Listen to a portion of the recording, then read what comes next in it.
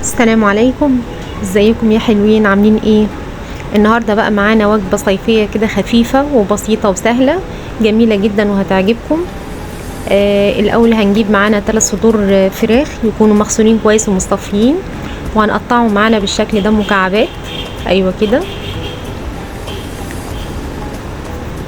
وهننزل بيهم بقى في بوله معانا بالشكل ده، وهنضيف عليهم معلقه نشا كبيره،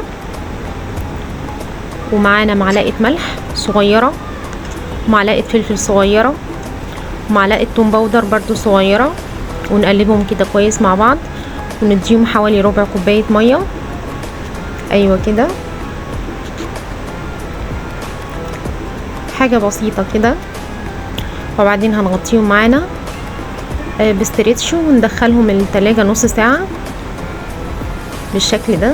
دلوقتي هنعمل الصوص بتاع الفراخ بتاعنا. ده صويا صوص، وده كاتشب مع معجون طماطم،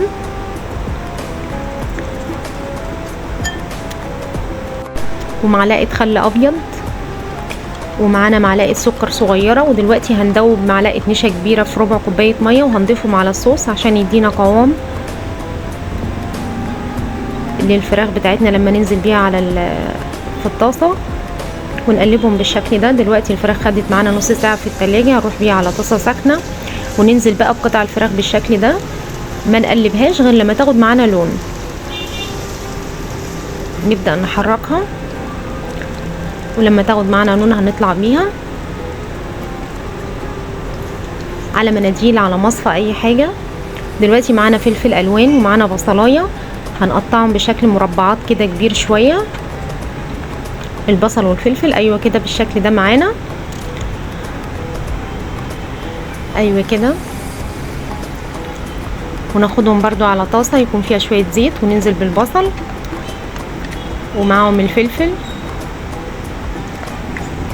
نديهم كده تقلبتين. احنا عايزين الفلفل يكون فيه كده قرشه كده، يعني ما يبقاش خد سوا. وننزل بالصوص بتاعنا. اول ما يبقى القوام يتقل معانا شويه هننزل بالفراخ ونقلبهم تقليبتين. وجبه سهله وخفيفه وجميله جدا، هتعجبكم، مش هتاخد اي وقت. وهننزل بحبه سمسم، وده حسب الرغبه، بس ده موجود معانا في الوصفه بتاعتنا يعني. بقى معانا بالشكل الجميل ده. الف هنا على قلوبكم، ولو عجبكم الفيديو اعملوا اشتراك وفعلوا الجرس عشان يوصل لكم كل جديد. اشوفكم على خير في فيديو جديد.